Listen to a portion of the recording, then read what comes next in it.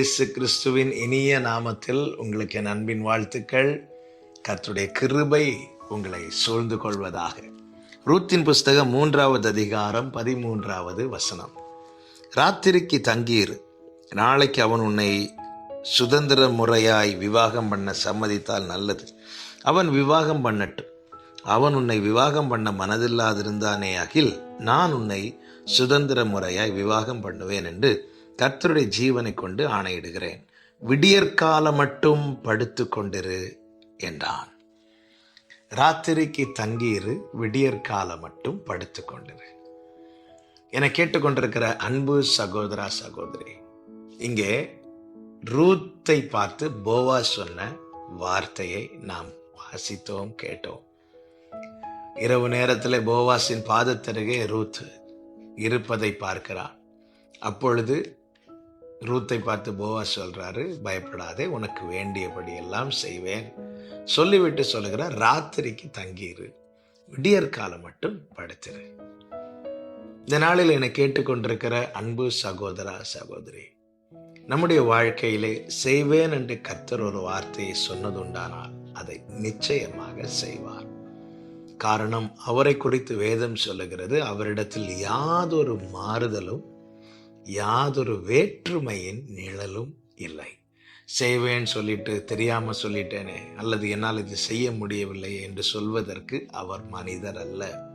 பொய் சொல்ல அவர் மனிதர் அல்ல. மனம் மாற அவர் மனுபுத்திரரும் அல்ல.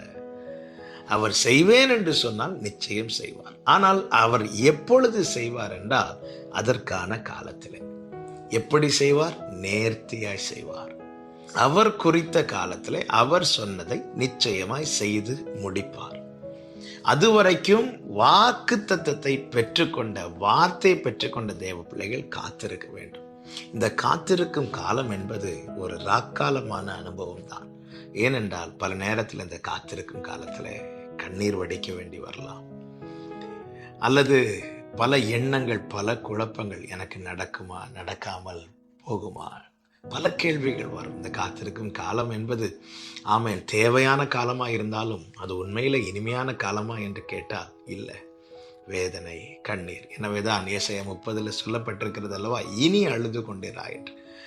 ஆமேன். அவருக்கு காத்திருக்கிற அனைவரும் பாக்கியவான்கள் என்று சொல்லிவிட்டு அடுத்த வார்த்தை, இனி அழுது கொண்டிராய். அப்படின்னால் காத்திருக்கும் காலத்திலே அழுகையின் பள்ளத்தாக்கு உண்டு.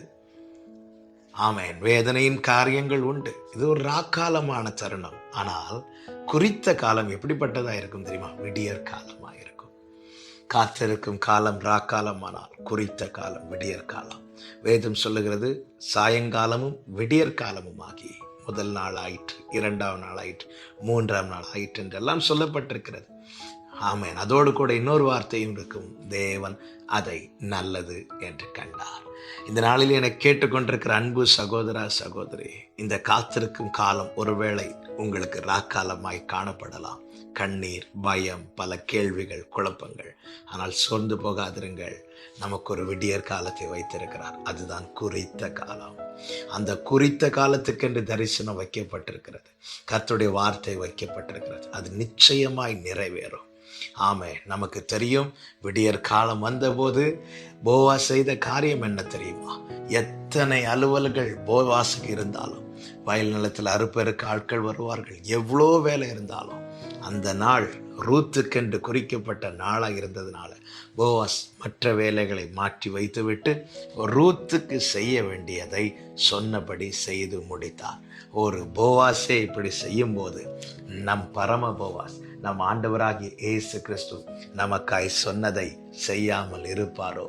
எனவே இந்த ராக்காலத்திலே, இந்த காத்திருக்கும் காலத்திலே செய்ய வேண்டியது ஒன்றே ஒன்றுதான். அவர் பாதப்படியிலே, அவருடைய பாதத்திலே, அவருடைய சமூகத்திலே தரித்திருப்பதை தவிர வேறு ஒன்றும் அவர் நம்மிடத்திலே செய்ய சொல்லவில்லை. காத்திருப்போம் தேவ சமூகத்திலே.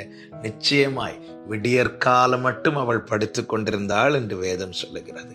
விடியற்காலம் உண்டாகும். அதை நம்முடைய கண்கள் காணும்படி கர்த்தர் கிருபை செய்வார். இந்த ராக்காலத்தை காண வைத்தவர் ஆமென். அந்த விடியற் காலத்தை காண பண்ணுவார். காத்திருக்கும் காலத்தை கண்டு கொண்டிருக்கிற சகோதர சகோதரி, உனக்கான குறித்த காலம், அதுதான் உனக்கான விடியற் காலம்.